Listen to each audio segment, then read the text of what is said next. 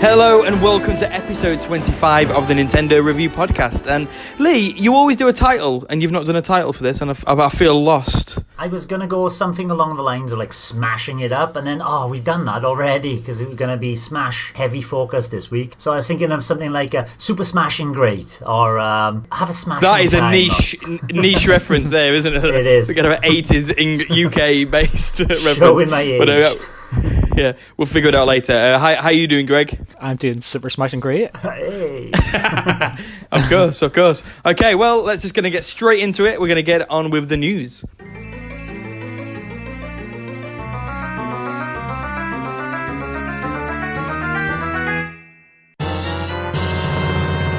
So obviously the what's happened in the last week, Sega Mega Drive Collection has been released, and I want to know which one is your favourite game. You'll have to ask Greg about that. Greg? I don't think any of you have played anything. There was the Game Awards. Did you guys watch it? No, it was on. It started at 1:30 in the morning. I was working at 7 a.m. the next morning, so I didn't bother. You didn't want to do an all-nighter? And for me, it started at a weird time, and I was just in the middle of a break, so news was coming in. I didn't watch it, but I saw the news coming in at the end, and what had been revealed before, and so kind of half-life. Yeah, for me, it wasn't just the time of it. It was like the list of games that are like up for awards and stuff this year. I haven't played most of them, so there wasn't really that much of an interest in it for me. It was only really like the big reveals we were looking forward to, and then I woke up with my son. It must have been about 4:30 in the morning or something. I just happened to check my phone, seen one of the reveals, and was like, "Oh no, is that it?" Okay, well, we may as well get straight into it. So what was that reveal that made you go, "Is that it?" Well, we last week when we were sort of predicting what we would see on it, like we almost sort of thought like Metroid Prime 4 is like a really safe bet. And I don't know why we're so optimistic about it now, because what we did see was Marvel Ultimate Alliance 3. The Black Order. I've got no affinity with like superheroes or like comic book heroes or anything, so I did not care when I seen that, and I thought, oh no.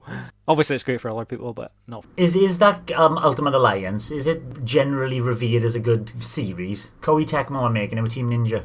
Yeah, not a bad one. Okay. It looks not a bad one. Diablo kind of esque, and yeah, with Marvel characters. Yeah, Warriors kind of game as well, Nick, like a cross between it. Yeah. I'm sure it'd be great for you and your son playing together, because you like the Lego Marvel game, don't you, and stuff. Yeah, some more hack and slash, lovely. I think it will. Look It's got its fans. It's a decent exclusive, but I think it's not a really exciting sort of exclusive. But ultimately, I think we can all safe say it was a pretty disappointing thing for us, because our expectations were Metroid Prime 4 is certain, Metroid Prime Trilogy is coming out in a couple of months, and we'll wonder what else they're going to show. So obviously it's a disappointment. And Reggie had the gall to be wearing a Ridley T-shirt as well. I know he was pushing the kind of Smash Brothers angle, but come on, Reggie. He's done that before. Yeah. He's done it before. But there were still a few decent announcements for the sort of more games. One that no one's really talking about, I think because of the Smash announcement, but the most exciting one for me was Mortal Kombat 11 getting confirmed for the Switch. I love the Mortal Kombat series. I actually think 9 and 10 were really good on the PlayStation 4 and Xbox. So I'm delighted this is coming. Obviously we chatted about it a couple of weeks ago in the Censorship podcast. Are you as excited as I am? No. Why not, Greg?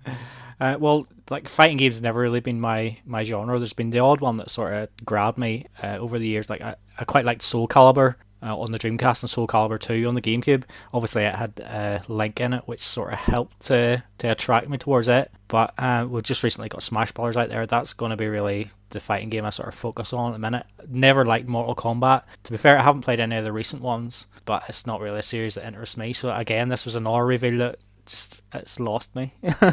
I'm pretty much the same, Greg. I recently had that Bandai Namco's Dragon Ball Fighters Z, and while I understand why it's a good game, it's just that basically taking Street Fighter and pushing it forward, and I can't be, now I got Smash as well. There's no other fighting game that I'm going to touch, I don't think. Even as good as Mortal Kombat looks, unless it does something strange and different. But Darren, how do you feel about it? Yeah, I'm really excited. I think it's, for me, Smash Brothers isn't a fighting game like Street Fighter and Soul Calibur and Mortal Kombat and all that. Smash Brothers is completely different. So I'm more than up for having another fighting game in my collection. And I've got to say that I've already got loads. I've already got this Ultra Street Fighter 2 that came out at launch. I've got the Street Fighter collection that I've barely played, but when I have played, I really enjoyed it.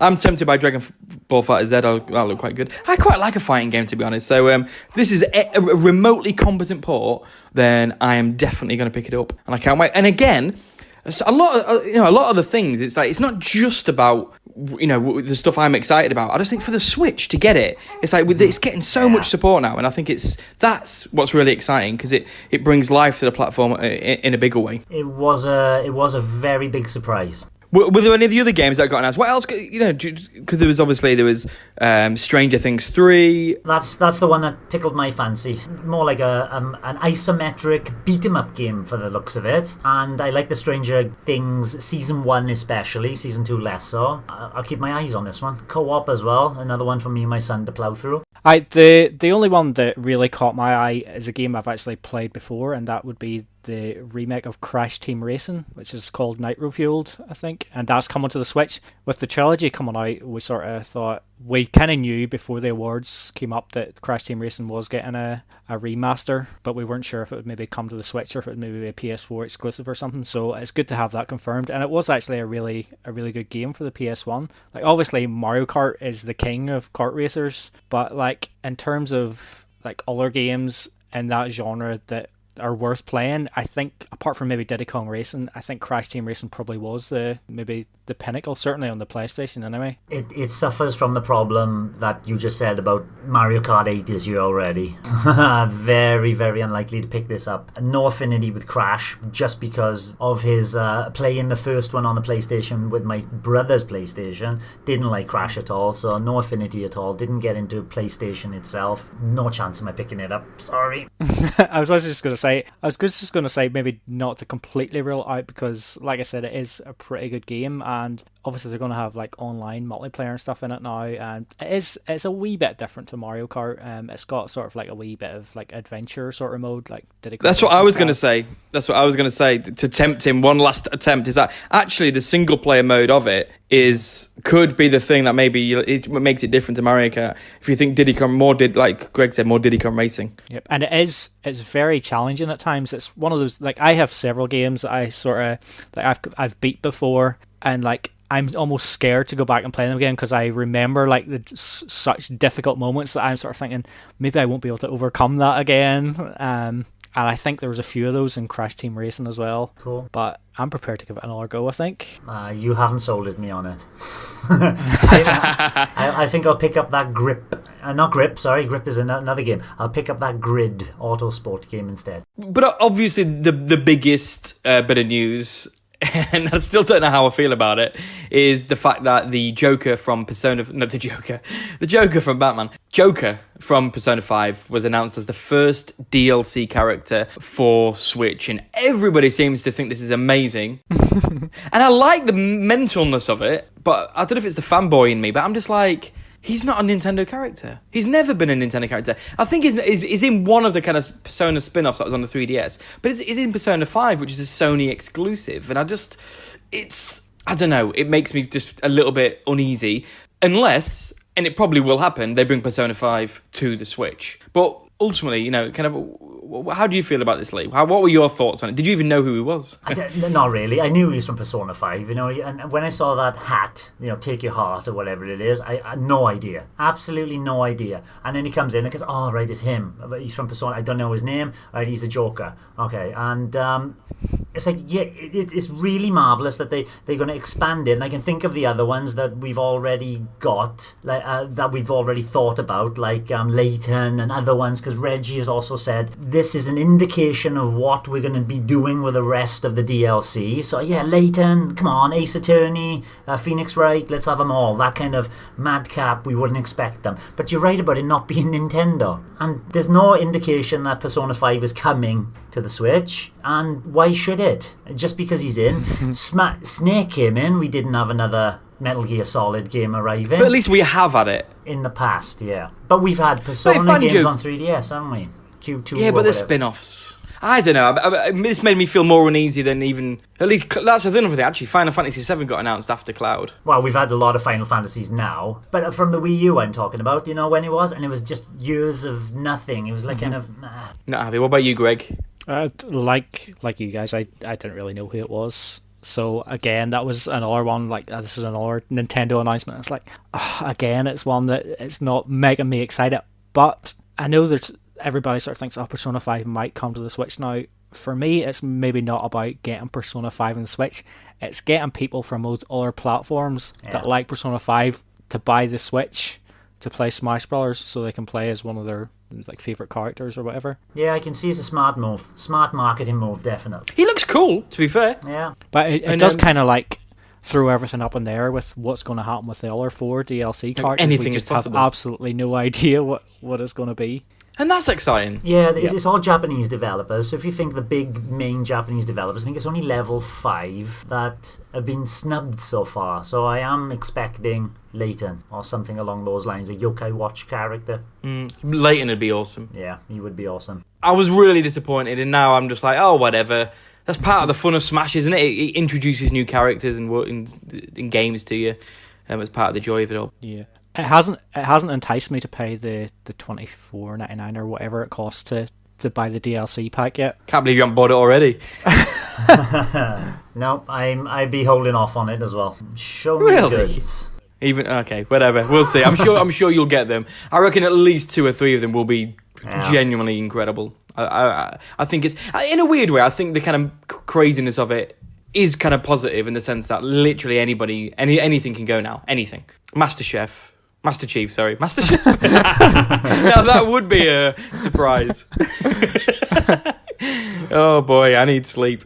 Instead of the Master Chief, I'll put the Doom guy in. Come on, Bethesda have been loving the Switch, haven't they? Yeah, a Bethesda one wouldn't be a big surprise. What else have they kind of... Skyrim. Doom's the obvious one. Yeah, Skyrim and... but what's that, BJ Blazkowicz, whatever his name is, from Wolfenstein. Yeah, Doom guy. Okay, right, so very quickly, I thought this was worth a mention, that Warframe has been downloaded over 1 million times on the Switch, which I think is a really great number. The fact that it's free, though, kind of distorts that. I'd be more interested to know how many people are actively playing the game rather than who downloaded it, because I'm sure loads of people just downloaded it and then have never touched it. But ultimately, still relatively positive. And they're doing a lot of updates with it, so I presume they're happy with how it's going.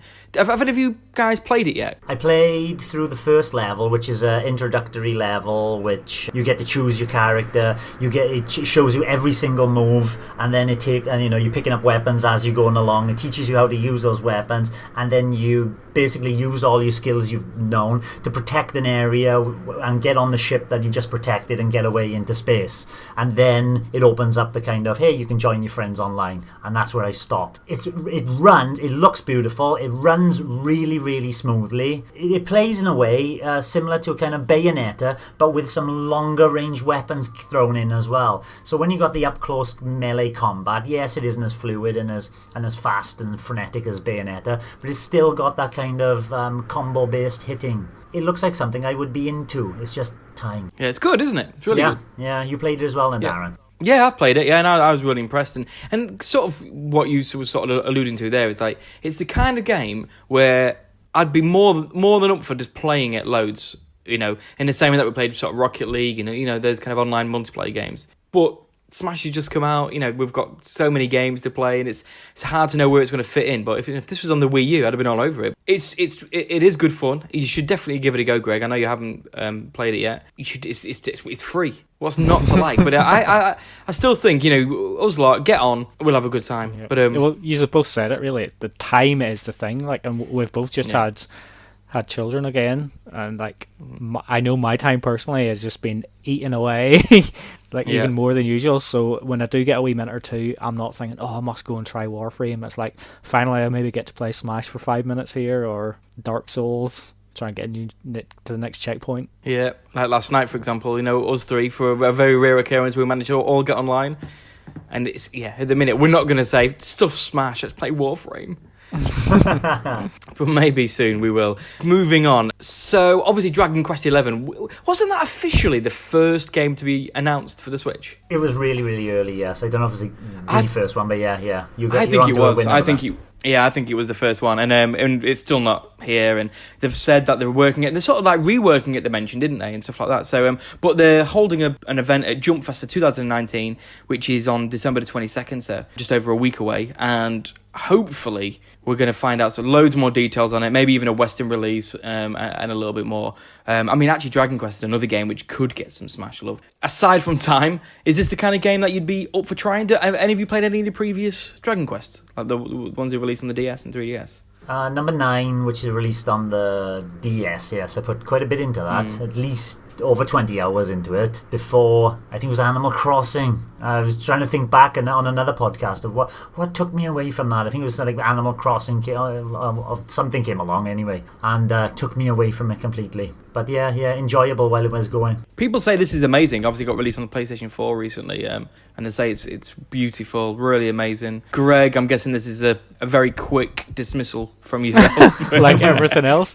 No, it's not. I actually feel like we've covered this before in a previous podcast, and I actually have Dragon Quest VIII 3DS. I got it recently. It's supposed to be one of the best ones in the series. Yeah, it's meant to be But when I look at my backlog of games throughout like all the different platforms and stuff, it's nearly always the RPGs that get left because they're so big, and it's like it's easier just to play something else that's a wee bit shorter. It's like, oh, you can sort of like stroke that one off the list or whatever, and then the RPGs all kind of get left to the end because they're so long.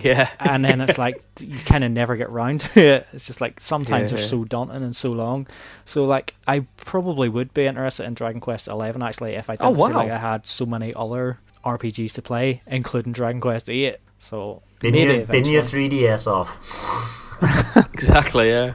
Well, there's Chrono Trigger on the Wii Virtual Console. I still have to play, and that's supposed to be amazing. And I think it's supposed to be one of the slightly shorter ones. It's maybe about 30 hours at most or something, but it's getting the time to play it. I know, it's funny that most people are like, oh, we want it as long as possible, 100 hours, yeah, amazing. And they're like, oh, this one's really short. And I'm like, yes, I'm interested. Brilliant. Well, I know you're going to get this next game, Greg. Walking Dead, the final season. It popped, the final season, it popped back up on the eShop as well, which I haven't written down by there. So you can actually go in and purchase it again, because it disappeared, didn't it, after all the fiasco. Okay, yeah. So it sounds like they've sorted this out. They're going to finish the season. Well, this was part of Kind of Funny showcase. Kind of Funny is a sort of a YouTube channel from some guys that used to work for IGN and stuff. And they had a showcase, which was like the day after the Game Awards. It felt like they were trying to do a similar thing, but theirs was like they had loads of indie announcements, and actually I thought there's some really good stuff. And this is great news, and this comes out mid Jan for that. But they did announce a few other things. One of the things I was really excited about was they announced some free DLC for The Messenger. The Ninja Gaiden sort of homage. I started it. It was brilliant. I literally played about half an hour, and I've not touched it since launch. But it was brilliant. And again, that's a game that I'm coming back to. But they announced this DLC, which is all like summer themed, like beaches and palm trees, and completely different to the actual game. So that's really exciting, and it's free. So that's really good. But they did announce a few others as well. Gunman Clive HD Collection. Now, Lee, me and you have both played these, and I'm pretty sure we have. Yep, I have. Before we get on to our opinions, Greg, do you even know what Gunman Clive is? Yes, partially. I haven't played it, but I do remember looking at it on the eShop or whatever, and it's sort of like a Western sort of thing with like it's very brown, isn't it? Yeah, the first one. The first one is, yeah. It's a Mega Man clone, isn't it? It's a 2D scrolling. That's a bit generous, but yeah. It copies Mega Man a lot, and it plays well. It's very short. I can't remember how long. It took it 2 hours maximum to get through the whole thing. And for the first one anyway, the second one's a bit bigger. It excels in its platforming. It's just really, really solid, fun game. Yeah, both of them. Yeah. Both of them are they're really good. Very simple, but really good. If this is, I don't know what the price is, but I think the first ones were a couple of quid each or something like that. And absolute bargain for that. They're really, really good. Short games, so you can fit them in. I doubt I'll be picking them up again. Good to see they're here. I was really impressed when they came out then. Some news that I don't know how this applies to you two. Stardew Valley. I loved Harvest Moon. I'm sure we all loved Harvest Moon. Everyone loves Harvest Moon.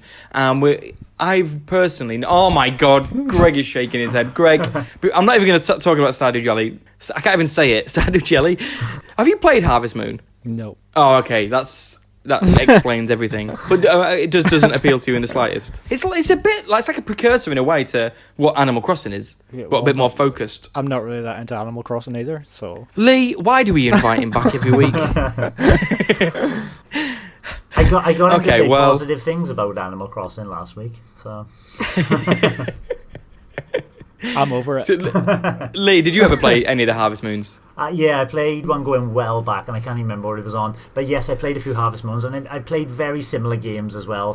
That kind of management sim kind of harvest game on PC as well. I haven't played one for a long time, and Stardew Valley has been on my watch list for a very, very long time. And they promised 2-player co-op, which they added in, and now they've added extra stuff in as well. And it's like, oh, it's only a tenner. It'll never go on sale because it's the right price point anyway for what it is.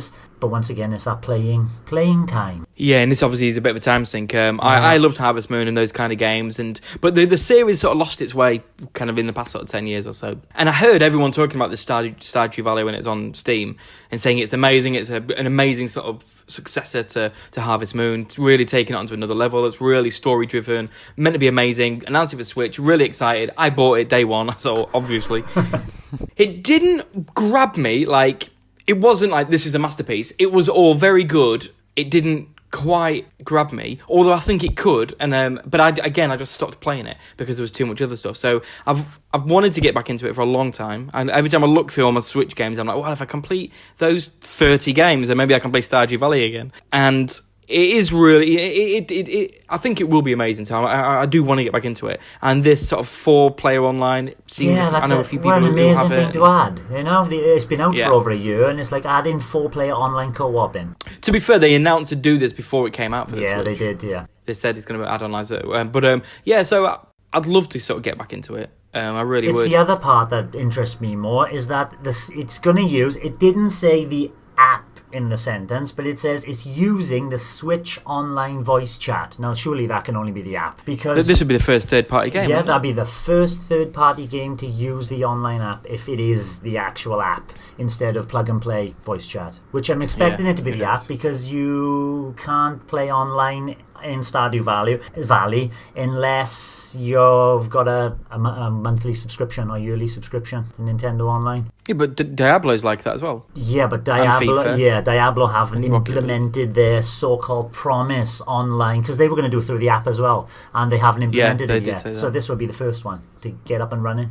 If it is like that. Yeah, we'll see. But I think it's great news, and I'm hoping I can get back into it, because it's the kind of game I want to love, and but it didn't grab me originally, but we'll see. Yeah, another thing they've done is announced sales figures for the UK, and I don't know if this is good. It is good, but I don't know. They've sold about just under 1.5 million units in the UK, and just for comparison's sake, Xbox is just under 5 million, and PlayStation 4 is just under 6 million. And obviously, notoriously, even when Nintendo were battering Sega, Nintendo was still, even then, they weren't great in the UK. I think Sega was still more, Nintendo have never been massive in the UK. So, is this good? Is it bad? What did the PlayStation 4 and Xbox sell after 18 months or whatever? I don't know. I'm not expecting you guys to know, but do you think this is good news, Greg? I don't think it's bad news. I think the numbers are relatively decent, and like you said, Nintendo have never really smashed it in the UK, and particularly here in Northern Ireland. I never know anybody with a Nintendo console. I'd love to see it juxtaposed against the PlayStation figures and the Wii figures as well, because the Wii obviously did well in the UK for its opening anyway. But the PlayStation's had 5 years to sell those 6 million, and the Switch has sold 1.4 million in 18 months. It's looking pretty good. Some big hitters on the way as well, could bump that up quite a lot. And obviously with them doing really well, and Smash Brothers, it sounds like it's been selling insane amounts. It's already outsold. It's so outsold in the first weekend. Pokemon Let's Go Eevee and Pikachu and Zelda Breath of the Wild in the first 3 days of launch in Japan. Great stuff. And I imagine that's the story across the world. Do you feel as if even more that it's going to hit this magical 20 million? Do you reckon it's done? Done deal. It looks like America are pulling their weight, as Reggie said they would. Japan, and most certainly, they've broken all records with the Switch sales as well. They've sold like nearly 500,000 units in 1 week when Smash launched. Yeah, I think they'll hit it. I'm not so optimistic that they're going to get my magic 25 though. We will see. Yeah, Reggie sort of he talked about it actually, and he sort of alluded to. He had an air of confidence that they were gonna do it. So I presume it's selling brilliantly, selling really well. And the last bit of news that we'll talk about on Suda51, they're doing a 2-hour live stream on No More Heroes. Travis Strikes Again, which is bonkers. But he's and this could just be a little bit of marketing, but he said there's going to be a huge announcement. Now, is this going to be huge, like Shinnen's huge Switch game reveal of Out of Balance? Or is it going to be genuinely huge announcement? Or 1 and 2 ported to the Switch? Is that huge enough? You know, he said huge. To him, probably. Yeah, I suppose so. But 3 would be the huge announcement that we've all been waiting for. 1 and 2 no way would they announce plus that. 1 and 2 being remastered. Plus Killer 7. As well? Oh, yeah. Fair enough. They wouldn't announce 3 before this in a presentation about a current game that's about to be released. Surely. Quite true. What do you reckon, Greg? Do you reckon it will be a huge announcement, or is it just another indie T-shirt in the game?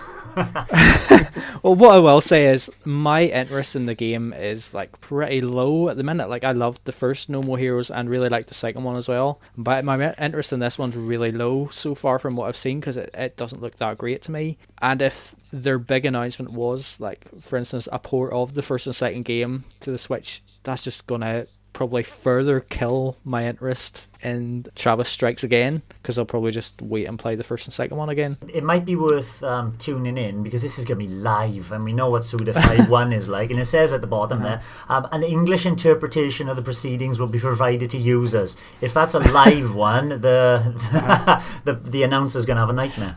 Can be what happened on the Switch reveal. Yeah.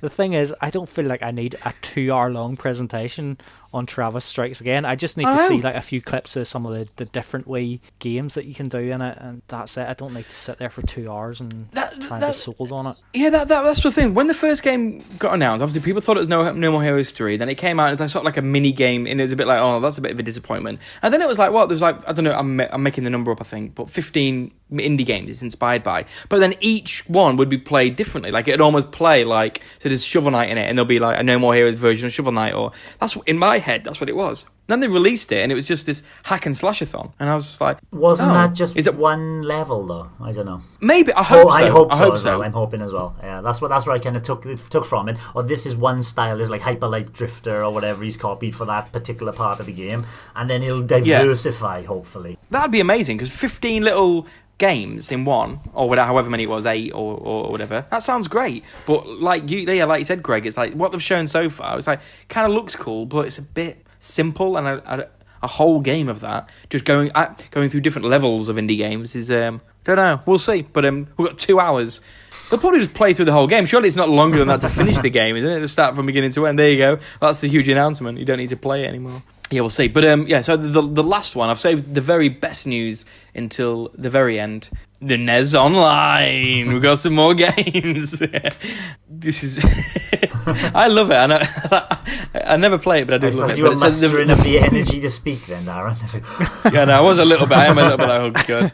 So obviously the 3 are Ninja Gaiden, masterpiece, still good. I finished it last year on the NES Mini, and it's still brilliant, and those save states are a godsend. Warrior Woods is a really good puzzle game, and Adventures of Lolo I've never played, so I'm very much looking forward to dabbling with that. Now, Lee, last week you teased me. Yeah. You know what I'm going to say, don't you? Yeah, you teased me saying, I'm shocked at what they've shown. I'm like, what?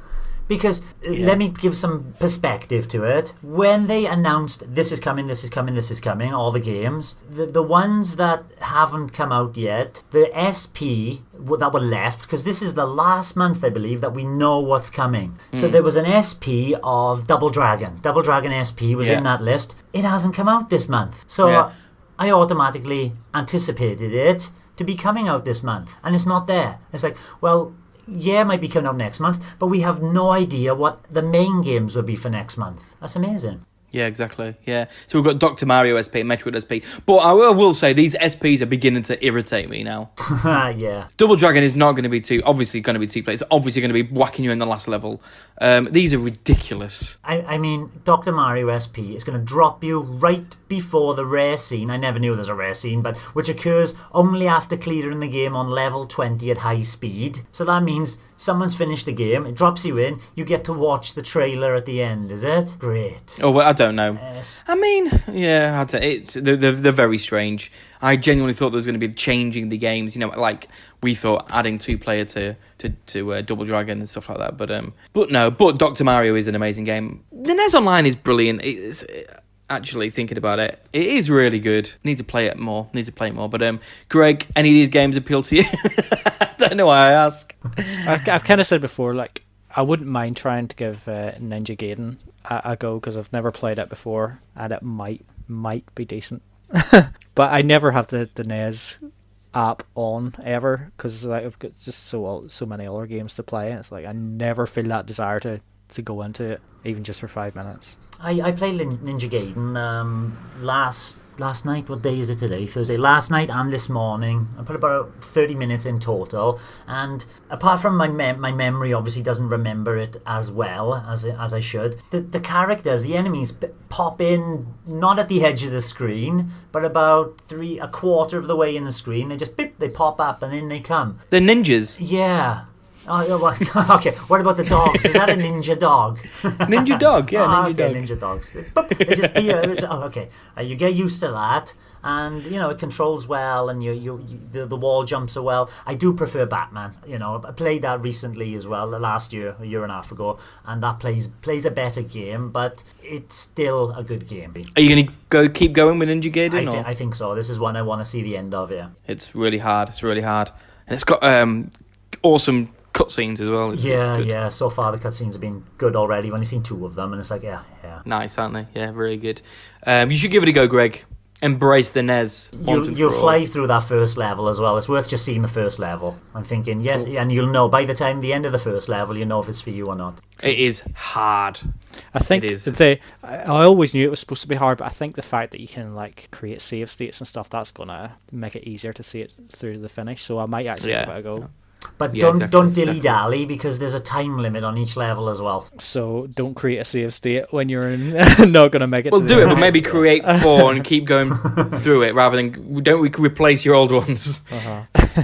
They did announce in the press release that they are obviously we all knew it, but they have confirmed they're continuing to release NES games.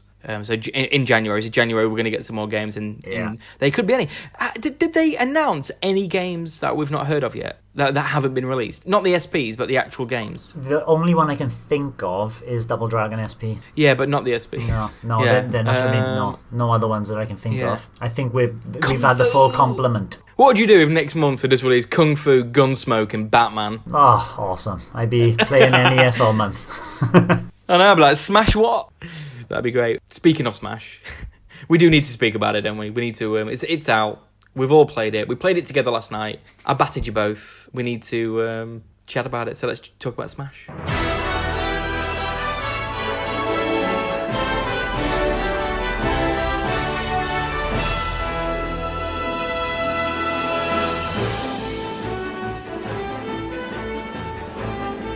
You started off with some review scores here, Lee, on your rundown. It reviewed really well. It has. Yeah, it has reviewed really well.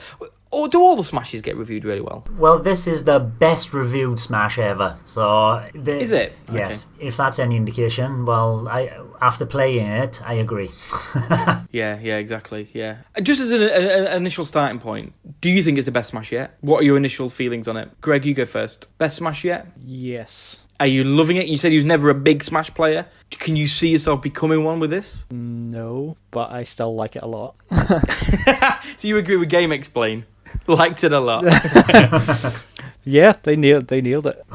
Do you not think you could love it? You don't think you could really love it? Obviously, I love all the Nintendo history and the characters, and it's fun jumping in to see like characters that I haven't used before and just seeing what other different moves are and going, oh, there's something I recognise from the game they're in or whatever. But in terms of actually playing it competitively or just loving it as a fighting game or whatever, it's always going to be marked down slightly for me because I'm just not into that genre really. That's fair enough. But did you enjoy it last night? Did you enjoy playing last night? Yes, I did. I managed to win a couple of the games actually. Yeah, when you weren't destroying us. Yeah, it's I didn't really. I think it was 3 even players. I think we're all pretty rubbish at it, to be honest. Yeah, the very first thing that we done, dropped us into was at one of the Pikmin levels with like the leaves that fall off. And that's not Pikmin. It's electroplankton. Oh, electroplankton. Yeah, I went to jump over. I hadn't played that level before. Went to jump onto something I thought was a platform. It wasn't a platform. I saw us all do that. All of us. Okay. Kamikaze. It was good. Do you think you will play it a lot? Obviously, you say you like it a lot. You don't love it, but it's you're not a big fighting. But do you still think the sheer amount of content, how much fun it is online? Do you still think, irrespective of it not being a masterpiece to you, do you still think you're probably going to put an insane amount of time playing it? Yeah, I think it has the potential to be like probably my most played Smash Bros. Game, which probably currently stands with the Brawl on the Wii, where obviously the Subspace Emissary, I think it maybe took me nearly 20 hours or something to complete, and then obviously I played like the classic modes and that and stuff as well, so I put a good wee bit of time into it. I think this will be the biggest one for me, and the fact that everybody's in on it at the minute and we can all play online together, and from what we played last night, the online worked pretty flawlessly for us. It's perfect. It's absolutely amazing. I'm sitting in Taiwan, Greg's in Northern Ireland, Darren's in London, and there's just no lag, everything was working. I've had one bad game online, and it was the first ever game I played, and I thought, is this a representation of what's going to happen? And it was a little bit laggy, it was just stuttering a bit, but it was still playable, and then I've had no problems ever since. It's been fantastic. Yeah, I've had nothing but a perfect experience of it, and I've just moved house, and I've got amazing internet, to be fair. I brought a LAN adapter because I was like, I need to plug it in because the Switch is notoriously sort of not amazing. But it was, I couldn't believe how perfect it was. And everything that's going on as well on the screen, where it's just utter insanity. There's just everywhere. Sorry. Stuff everywhere. And it was just absolutely perfect. It was amazing. But before we go into too much detail, Lee, your initial sort of impressions, just like your kind of overriding thoughts. I don't have a big love for the series. I played the N64 game and didn't play it too much because I was more of a sole gamer by the time that came out. I had moved away from university and gone back home. So very little experience with that apart from Break the Target mode, which I played quite a bit. Then I skipped the GameCube Melee, skipped it completely, so I've never played that one. And my next one then was the Brawl on the Wii, which, once again, the online wasn't working. I didn't have a particularly good connection. I had moved to Taiwan by then, and it just, I don't know, I played the Subspace Emissary, played like Greg, 20 hours into it, and that's basically what I did, and then sold it because I wasn't just getting any love out of it. This one, with the online functioning as it does, my son being of the right age now that he's absolutely loving it as well, as soon as the Switch goes on, that goes on. Is either that or Diablo at the moment, and yeah, I can see myself easily surpassing the 20 hours because I've already put 10 hours in. Yeah, I was going to say surely. Yeah. I mean, World of Light is going to be 30 hours by the sounds of it. Then plus all the other stuff online, they're going to keep adding you're going to put another 50 hours into it when Joker DLC comes out next year. I think this is going to be a big one. It's going to be a big one, I think, over 100 hours. I can see it. But I guess, obviously, we haven't been playing it too much. I haven't even been out a week. But I just wanted to know, are there any sort of particular stages or characters that you've unlocked? I mean, even at how many you've unlocked? I've unlocked about 10. What are your kind of highlights and kind of character stages so far, Greg?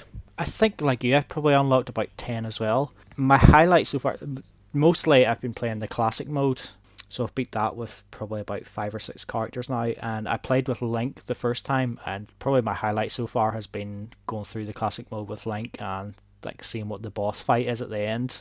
And when I initially played the boss fight, I thought, I'm not doing any damage here, and then had figured out, found a weak point. So yeah, it was something that, like, I don't really like fighting against Master Hand. Like, I I've always hated it, and it's like the same fight every time pretty much. You might get some different moves now and again in different games, and you get crazy hand and stuff in as well, but it's not a fight I've ever really enjoyed, like kind of having to jump up every time to do an attack on him and stuff. Always kind of irritated me. So to see like different boss fights and stuff, and like a more personalized experience through each classic mode, I've really enjoyed that. Yeah, it's really amazing, like you say. Like the Ice Climbers one. I don't know if you've done the Ice Climbers one, but that one is you playing pairs from every game. So you play like Diddy Kong and Donkey Kong. So everyone's a 2.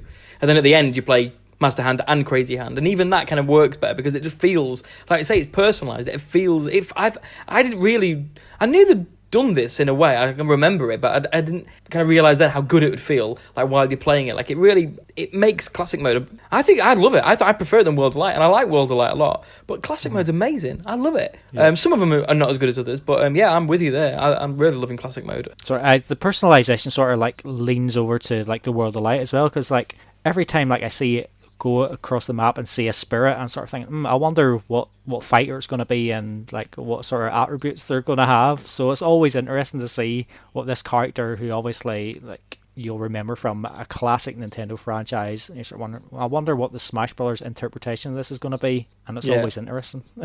Yeah, it's always great.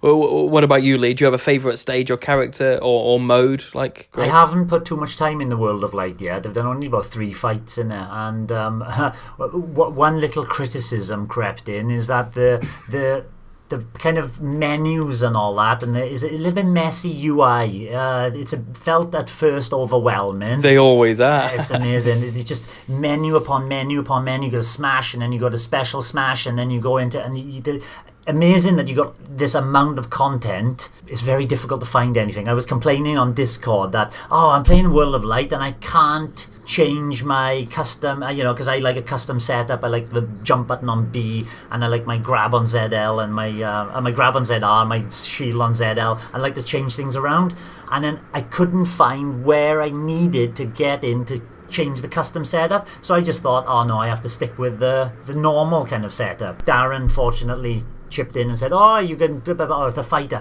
you got to back out, go into the fighter, then you got to change it and come back in. It feels a little bit clumsy at times, and certain things that should be easily and to be fixed aren't hidden. But once you did it once, is that fine then from now on? No, Does it save you have to it? do it. No, you have to do it every time you load that back up again, as far as I know. And it happens in online multiplayer as well. It happened, I chose, and it even the character we first chose when we were online, Captain Falcon. So I put it in, I checked my fighter, and it's got my name at the bottom, so that means it's my setup. But when I go to play, it's reverted back to the normal setup. And so you've got to basically physically go into that character and click on that before you start playing, which seems strange. Seems stupid. What's the point of having a profile if... I mentioned this in Discord last night. Like, it's not the first Switch game that I've had experience of that with, because FIFA seems to do it with me all the time as well. Like, if I'm going to play online and it's reverted back to the classic controls as opposed to, like, I like to use alternative in it. Horizon Chase Turbo, which I just reviewed there, the custom controls in it don't save either. So every time you load up the game, you have to go in and change it to what you want. But what's weird is that I don't have that problem on FIFA. I've not actually changed my buttons on Smash yet. So I don't know about there. I don't know if it's like a weird issue or if it is like across the whole game. Well, the thing is, when you got 2 players, you're not choosing your profile. I load up Smash, and then I got 4 profiles. I got me, my son, and 2 of me. One I got an American account and one a Japanese account. So I load up the UK account, my normal account.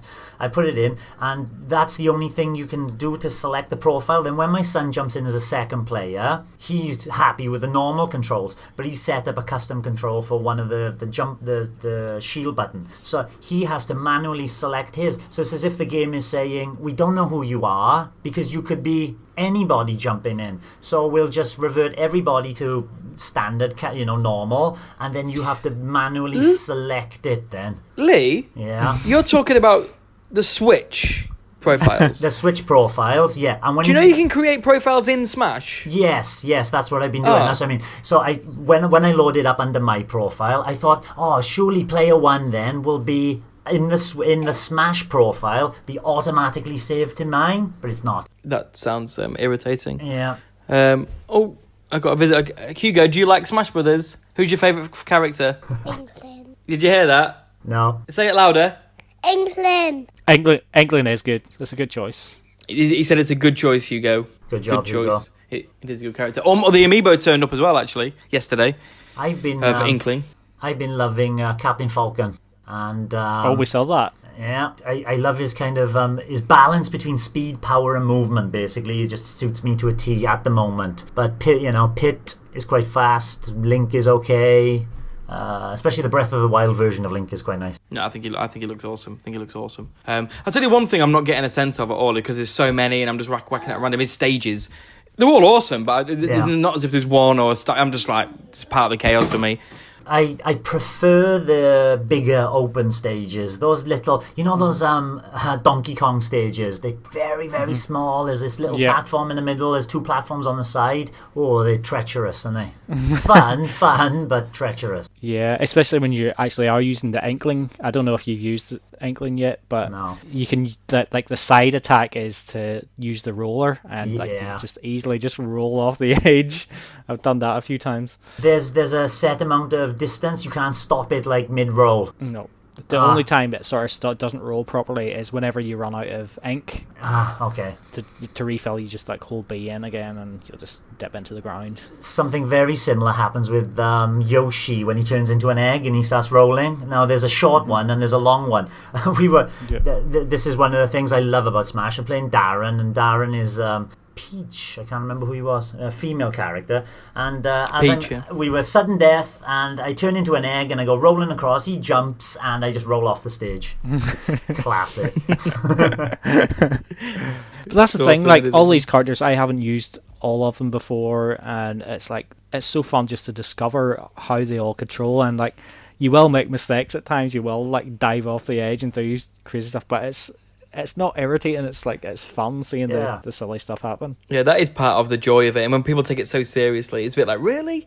Surely the joy, take all the items off and all the craziness is like, that's what's amazing about this game. The kind of just madness of it and just all the references, and every time an assist trophy, I'm always excited about who it's going to be. Like, ooh, what's going to happen now? I did have a snowy level last night, which I'm not even sure what game it was from or whatever, but it was like it seemed like it was on like a wee sort of like an iceberg or something. Ice climbers. Was that what it was? And then it started like sliding down a hill or something. There's a Mount Summit mountain there. Yeah, that's cool. Quite that enjoyed is cool. that one.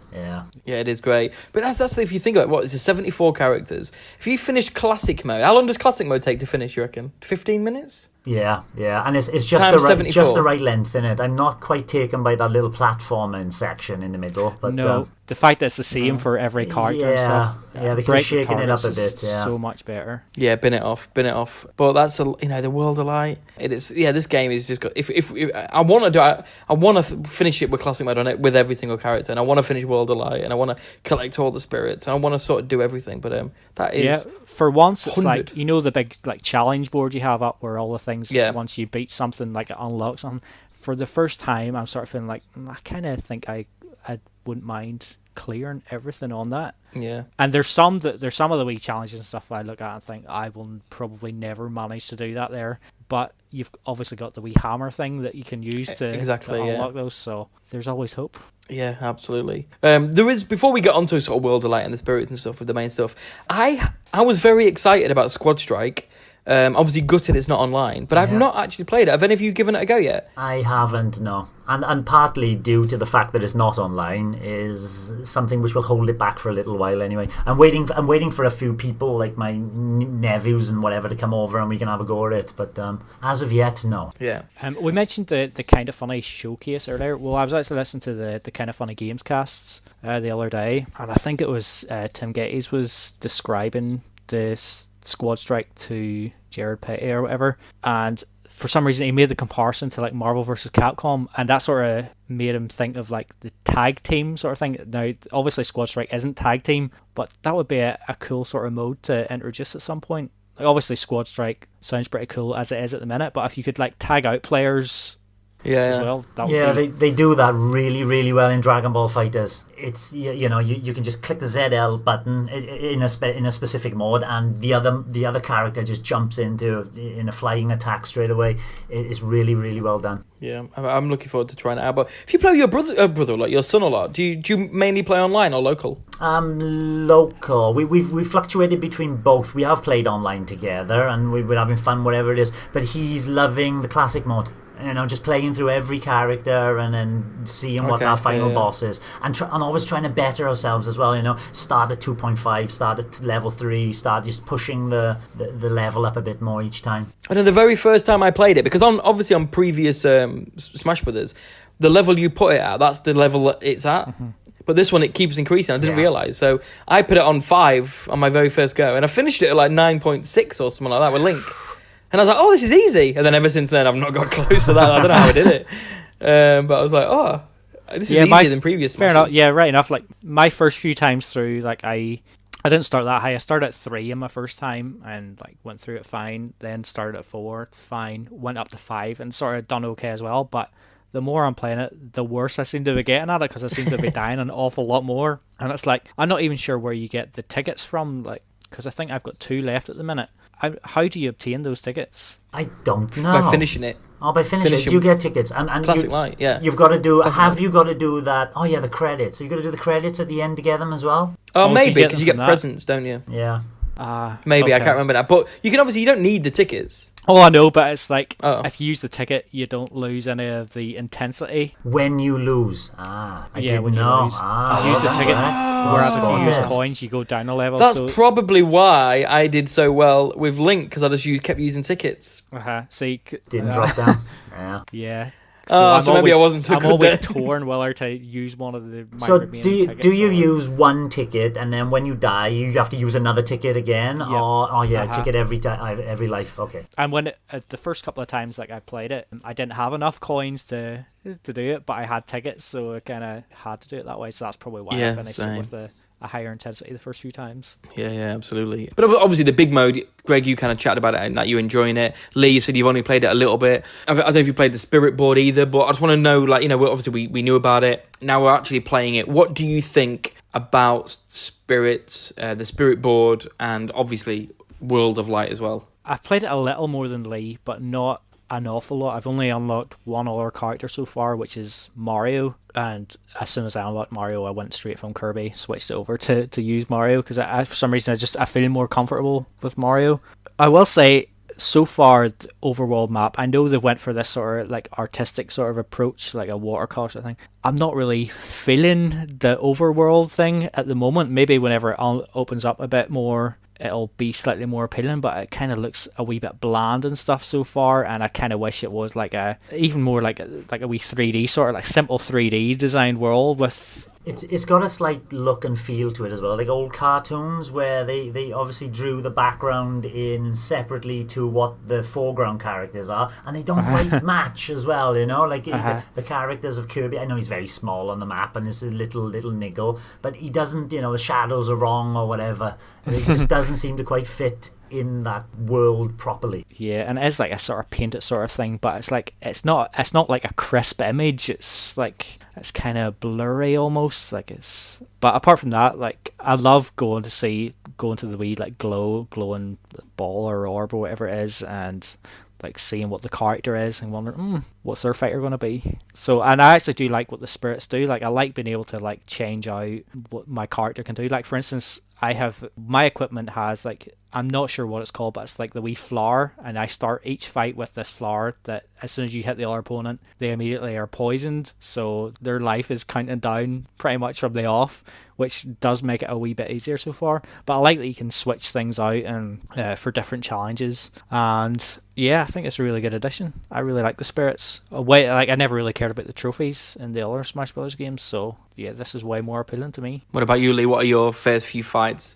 giving you a taste of it, or? I was fighting with the controls for the first few fights because I didn't realise I could have swapped it over, but now I swapped it over. I did get Mario, and that's when I stopped. I think after you beat Mario, then opens up to 3 different directions, and you can choose which direction. So yes, I'm looking forward to playing a lot more, that's for sure. It's such a shame that with classic mode you can play 2-player co-op, and I can understand why they don't do it with World of Light, but it would be nice to actually play this, and I would play it a lot more as well if I could play it 2-player co-op. The other thing I will say is, like, it's supposed to be quite long, and I can see myself getting burnt out on it because it is just like fight after fight after fight, really. It's a fighting game, so you kind of expect that, but yeah, it depends how long it goes on for, really. How much have you put in, Darren? I've put a bit more time into it. I've unlocked 4 or 5 characters from it. Weirdly, it started off and I was a bit disappointed with it at first. I was a bit like, the idea of the spirits didn't... It just felt like... A bit like I was just pressing Y to choose the best ones. It just felt a bit like, okay, you're fighting this character who's a throwing character or whatever. So you choose I can't remember the order of it, but a fighting character, and you're like, okay. It didn't feel like there's any strategy to it. You just change out the spirit, so it just felt a bit pointless. Like, why am I doing this? It's not adding anything. Is there any way for the game to automatically select the best spirits? Yeah. Oh yeah. So it will press the Y button. Oh, okay.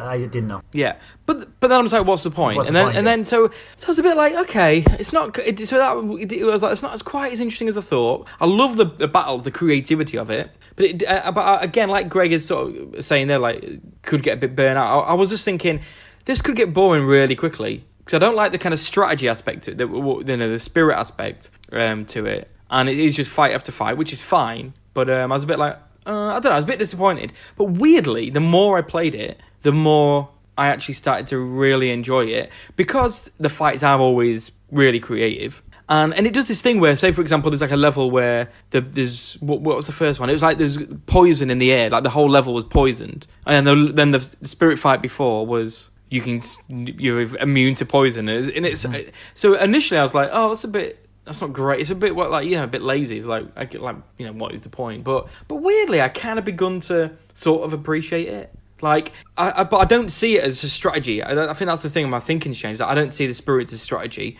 I just see it as almost like, okay, right, I need that, and then it just allows the level to be a bit more creative. It allows the level to have this poison all over it, but it doesn't punish me too badly. Or it's got electricity on the floor, but it doesn't punish me too badly. But for me, it's more, it allows the spirit to be represented. Does that make sense? As in, like, to say that, I can't remember what spirit it was now, but it's like an electricity spirit. So the floor was electrified. And it's like, so it allows the spirit battle to take place, but without it. Although you could argue that actually, wouldn't it be nice if it had that challenge and stuff? I don't know. But ultimately, I am enjoying it a lot. And I do love the spirit fights. I'm not that enamoured by equipping spirits. The primary ones, anyway, like Greg said, I quite like, I'm going to give myself a sword at the beginning of each game, or I'm going to give myself curry, or, I don't mind that aspect to it. But I don't think it's a game that I want to... Well, for 2 reasons. One, because like what Greg said, it gets boring. I don't want to blitz it. I don't want to play it and finish that single player mode. I'm happy to spend half an hour on it every couple of days and just get a bit further.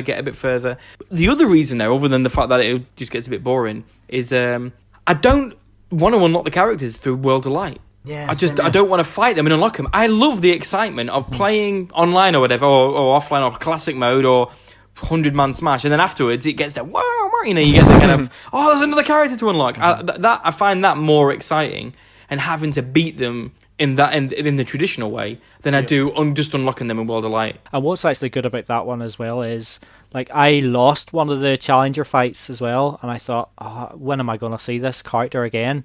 But after a wee bit of time, something opened up in the menu where you can refight those challengers again to unlock them. It's in the vault menu, isn't it? And it's next to it, Yeah, I don't think it's there initially, but it does open up after a little bit. So it disappears as well. Yeah, if you fight them again and lose again, which I did a few times with Incineroar, I found him quite tricky. I've got him now. It disappears and then he comes back after a while again. Yeah, they keep on disappearing and coming back whenever they feel like it. Yeah, it is good. With so many characters, it's like, actually, it's quite welcome. If there was only like 10 to unlock, you'd just be like, actually, you got to wait for the next time he turns up because it's 74. It's like, you know what, and we need to just make this a little bit easier.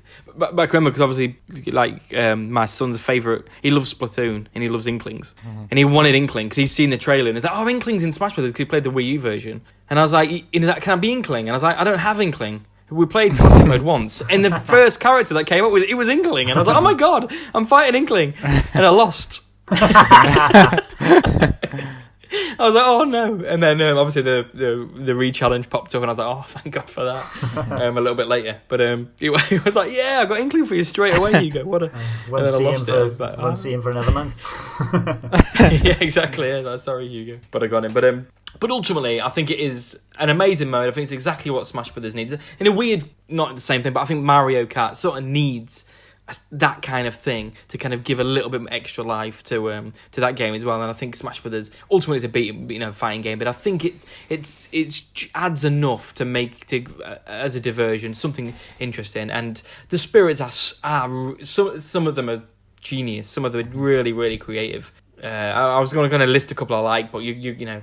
There's no point because everyone, it's best to kind of just see them for the first time yourselves. I quite like the way they've done the spirit board as well. You get those 6 cards just face up and you just jump in. It's basically like a mini World of the Light thing, but you can pick off the ones that you haven't got. Or I fancy that spirit, and then you got 5-minute countdown before it resets a whole new board of cards. Yeah, exactly. I think in essence that's what World of Light is, isn't it? There's no difference. It's exactly the same thing. One you select them, one you have to press right to go on this map.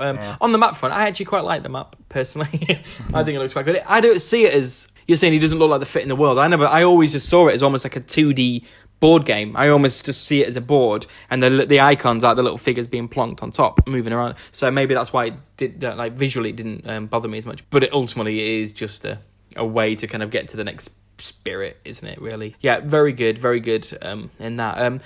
Have you tried any of the modes? Obviously, there's no smash target or anything like that. Pretty guttingly. Do you miss them? And have you tried any of the other kind of crazy modes like custom smash or Smashdown, mob smash and century? Yeah, exactly. Yeah. Quickly had to go at 300% super sudden death, which is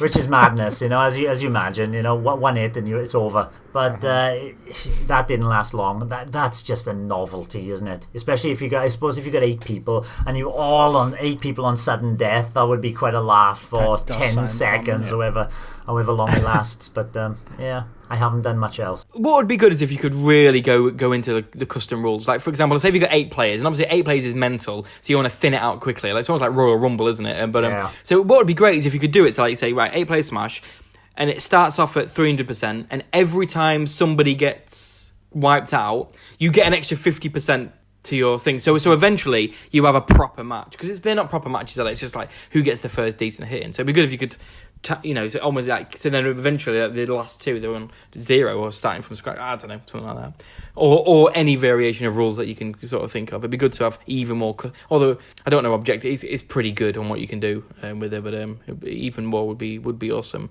So Smash That, ultimately we're all pretty positive about it. Greg likes it. I love it. Lee, where do you fall? I'm up at the top as well, Darren, at the moment. Definitely. I can't wait to go back to it and unlock some more characters, and especially my goal now, and I realised as well, is that if you're playing co-op on classic mode, you get a little medal to say you finished it. The medal's not present in the single player, so it pushes you to go and do it all again in the single player as well. So they get separate medals for single and co-op. So you're going to finish it 148 times? We'll see. I'm starting. I'm there. I'm going for it. Yeah, I'd need to try the co-op, and actually, Friday was a bit of an irritating day for me because it just got Smash, perfect for some multiplayer gaming, and I mentioned it on Discord probably about 10 times now. My TV is broke. So I've sort of been playing it pretty much exclusively handheld so far. Get a new one. It looks nice. It looks nice on the hand. Hey, 74 inches that, isn't it? Darren's showing us his new TV. I will say, I think I mentioned this yesterday when we were playing Smash. At first, I was terrified because the Switch home menu is a horror show, and I was like, "Oh my god, what have I done?"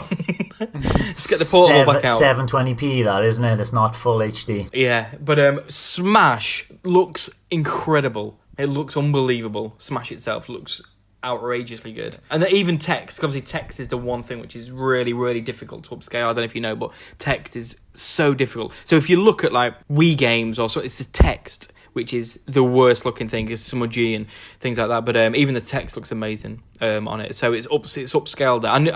I got one which is an amazing upscaler, but and it looks unbelievable, which was a relief because I was fearing it. I was like, oh no, what is this? How big is it? It's 65. Oh, 65. Nice. Very Yeah, I did.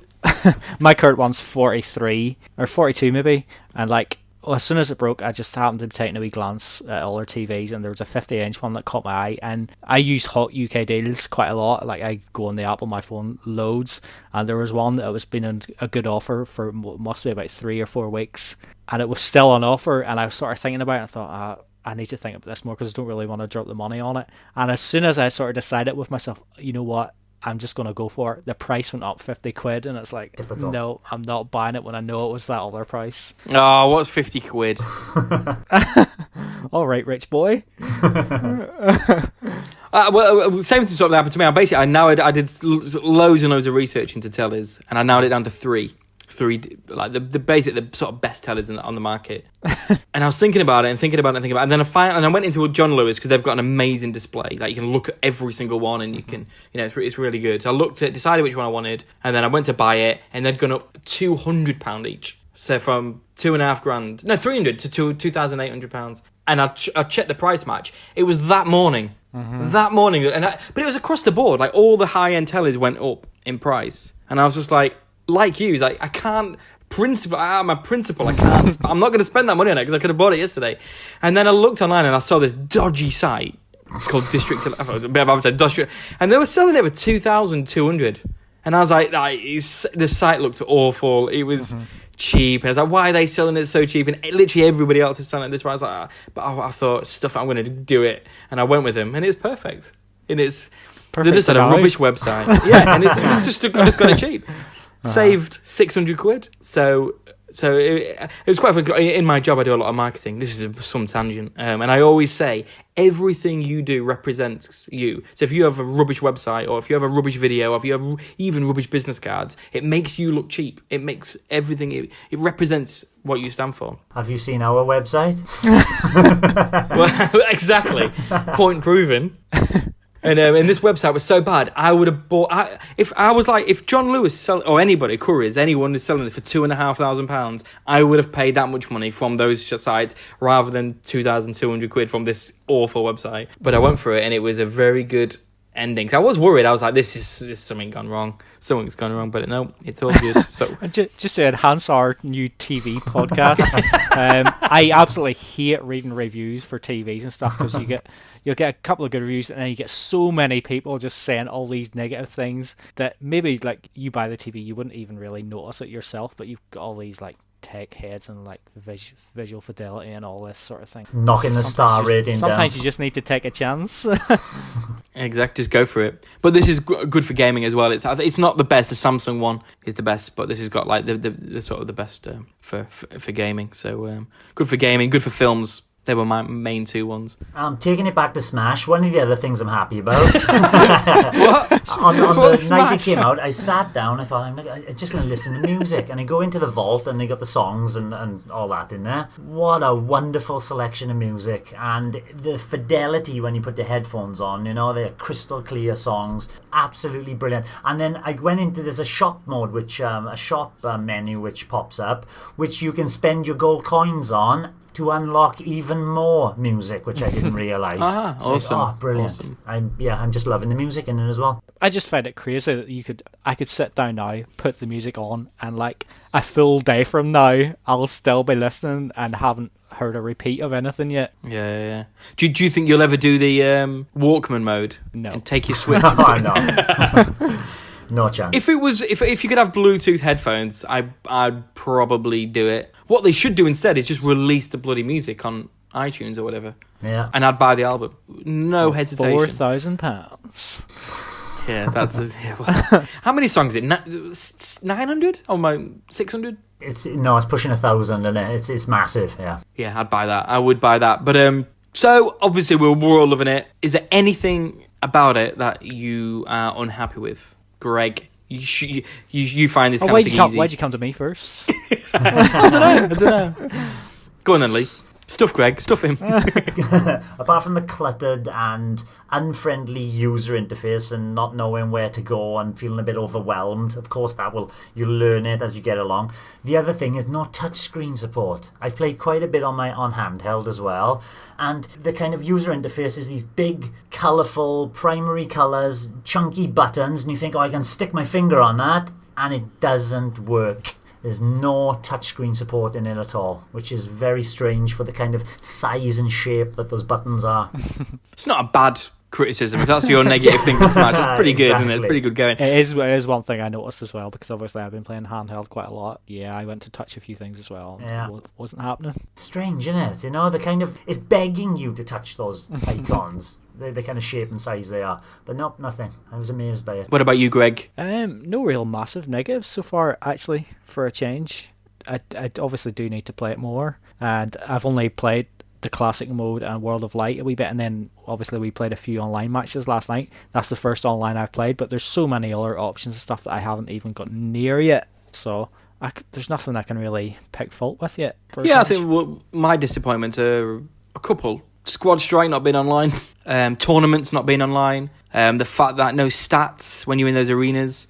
There's no stats. It's not like Greg's won 3 games, Lee's won 3 games, Darren's won 54 games. You know, none of that's there. Lee hasn't won 3 games. I throw him away in sudden death.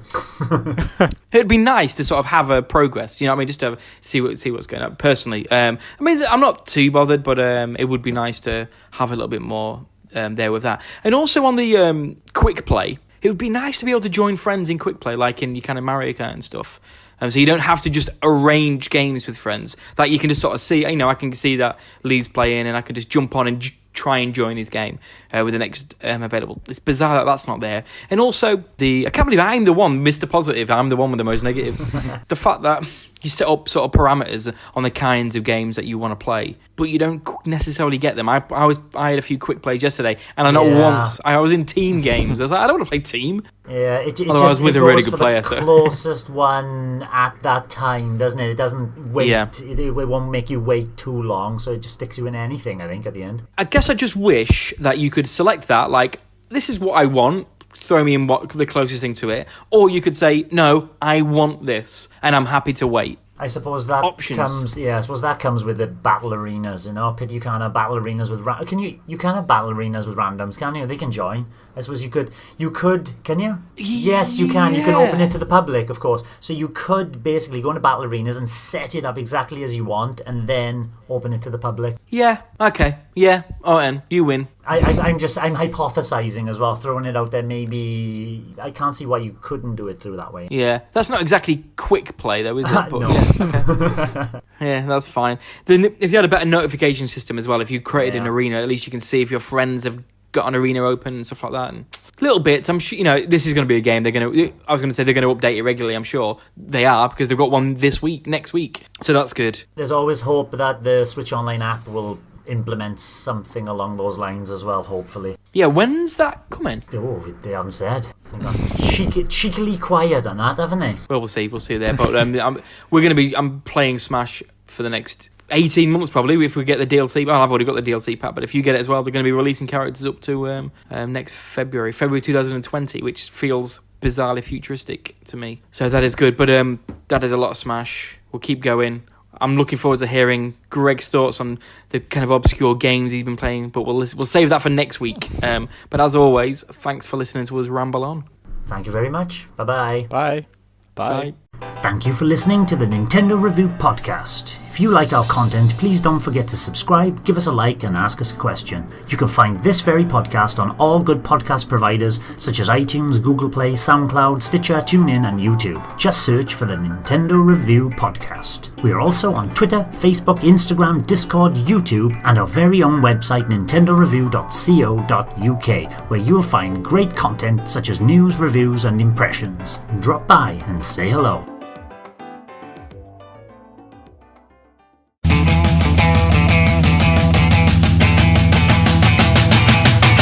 Podcast extras! Podcast extras! Extras! I've smashed mother's... Come here, mate. Hang on. You ready? Darren. I can sync yours, Darren, to the baby cries. Just want to make sure my dressing gowns aren't done up. I don't want I don't want you two to get a sight while I... Oh God, I can't even see the notes. I've smashed mother's... Oh God, he's going... Hang on now, especially you talk. I've smashed mother's... Well, hang on a minute, guys. My girlfriend's just come back. Although, typical, he's just fallen asleep. I'm still connected to you, so don't start slagging me off. And I'm moving the furniture around in the classroom because the classroom just, you know, kind of thinking, right, I got 12 students next class and getting the chairs ready. There's these really heavy metal chairs with wooden tops on them, and it tipped over and smashed into my foot. And as I'm watching it falling into my foot, because we wear socks because the class, you know, you take your shoes off outside the classroom, so it's smacked straight on my foot. I thought, shit, that looked really bad. I'm waiting for the pain to shoot up my leg and then go to the hospital, but it's okay. It's like, oh, I can put weight on it, fine. I don't know how I managed to get away with it, Greg, but so lucky. I've smashed mother's... You alright? You may just need to mute me when I'm not speaking though, Lee, because I think he was bubbling away. Better to mute you when you are speaking sometimes. Just mute me. I've smashed mother's... You alright? Going well back though. That's my phone going. Wait, give me 2 seconds. Hang on, I'm just going to have to get rid of Hugo, I'm sorry. I've smashed mother's... You alright? I've smashed mother's... You alright?